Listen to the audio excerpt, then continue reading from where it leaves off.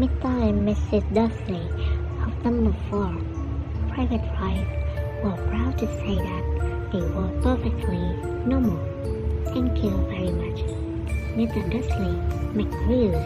He was a big, beefy man with hardly any neck, although he did have a very large mustache. Mrs. Dursley was thin and blonde and had twice the usual amount of neck, which came in very useful as she spent so much of her time spying on the neighbors. The Dursley had a small son called Dudley, and in their opinion, there was no finer boy anywhere. Mrs. Dursley had a sister called Lily Potter. She and her husband James Potter had a son called Harry Potter. They lived far from the Dursley and did not speak to them much. They did not get along. One day, a man appeared outside of the Dursley house. He was tall, thin, and very old, juggling by the silver of his hair and hair, which were both long enough to tuck into his belt. He was wearing long robes, a purple cloth that swept around, and high-heeled polka boots.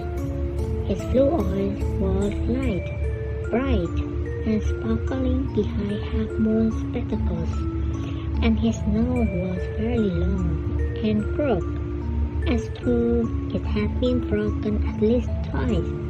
This man's name was Albus Dumbledore. He had come to meet his friend, who had been watching over the Dursley house. His friend was called Professor McGonagall. They had come to talk about some sad news. "Hello, Professor," Dumbledore said. "Have you heard the news about the Potters? They have tragically died. Their son needs a place to stay. I see you have found the only family that he has left. Do you think they will be suitable?" Dumbledore questioned. "They are all he has got," Professor McGonagall replied. Just as they were talking about Harry Potter's futures, a motorbike would be here coming from behind them. It was Harry, soaring through the sky and crashing in front of them. Harry had a special parcel he was delivering. In his vast muscular arms, he was holding a bundle of blankets. "Harry," said Dumbledore, sound relief. "At last, where did you get that motorcycle?" "I borrowed it, Professor Dumbledore," said the giant, climbing carefully off the motorcycle as he spoke. Dumbledore and Professor McGonagall bent forward over the bundle of blankets. Inside, just visible, was two baby boys fast asleep. Under the tuft of jet black hair over his forehead, they could see two curiously shaped cuts, like two bolts of lightning. Dumbledore took the bundle of blankets, stepped over the low garden wall, and walked to the front door.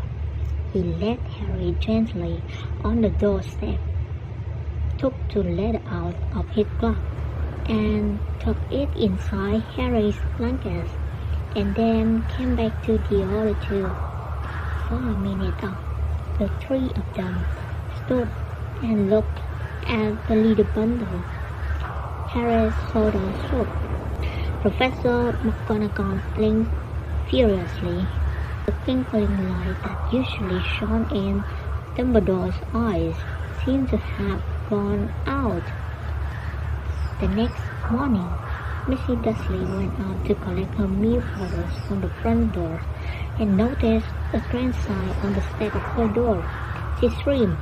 Inside a bundle of blankets, she noticed the baby and picked him up. She read the letter he had been left with. His truth. Take care of Harry. We will return to him soon. The boy who lived.